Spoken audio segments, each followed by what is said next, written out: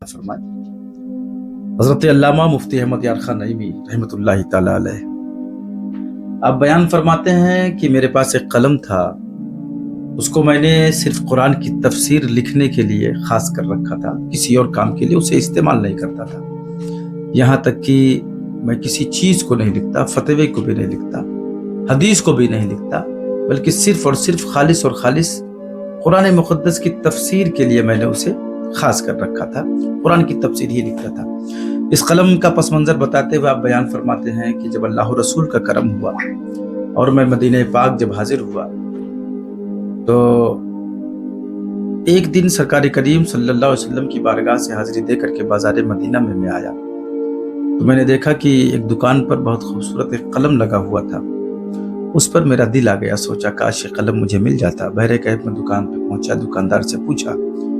اس کی قیمت کیا ہے، تو دکاندار نے جو قیمت بتائی وہ میری حیثیت سے سوا تھی، میں نہ لے سکا۔ پھر دل میں خیال آیا کہ جس پیغمبر صلی اللہ علیہ وسلم نے نگہ کرم فرما کر مجھے اپنے پاک شہر مدینہ منورہ میں بلا لیا ہے، وہی اگر نگہ کرم فرما دیں گے تو یہ قلم کا ملنا بھی کوئی بعید نہیں ہے، کوئی بڑی بات نہیں ہے۔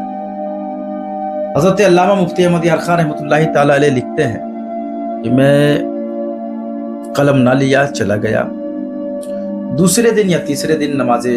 ظہر پڑھنے کے لیے مسجد نبوی شریف میں حاضر ہوا۔ نماز ظہر کے بعد میں فارغ ہو کر کے بیٹھا تھا، تب تک ایک شخص آیا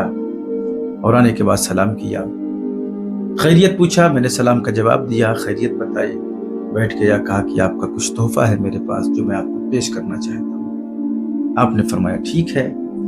اس نے اپنی جیب میں ہاتھ ڈالا، ہاتھ ڈالنے کے بعد تحفہ نکالا، سرکار مفتی احمد یار خان نعیمی علیہ رحمہ کے حوالے کر دیا۔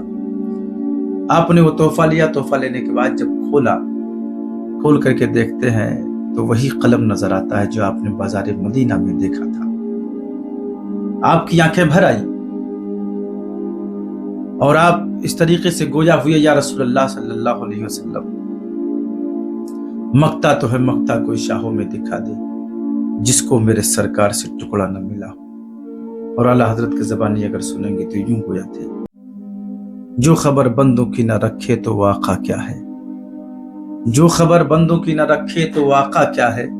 مر نہ جائے جو آقا پہ تو وہ بندہ کیا ہے۔ آنکھیں بھر آئی، عرض کرتے یا رسول اللہ صلی اللہ علیہ وسلم، میرے دل میں ابھی 1 یا 2 دن پہلے امنگ اٹھی تھی اس قلم کو دیکھنے کے بعد، کاش یہ قلم مجھے حاصل ہو جاتا، کاش یہ قلم مجھے حاصل ہو جاتا۔ یا رسول اللہ، آپ نے نگہ رحمت ڈالا، یہ قلم مجھے حاصل ہو گیا، اس قلم سے میں قرآن کی تفسیر کے سوا اب کچھ بھی نہ لکھوں گا۔ ایک ایسا قلم جس کو مدینۃ الرسول سے تحفے کی شکل میں سرکار مفتی احمد یار خان نعیمی علیہ رحمہ کو عطا کیا گیا، اور آپ نے اسے جب حاصل کیا تو حاصل کرنے کے بعد اپنے عاشق ہونے کا بھی حق ادا کر دیا، اور اس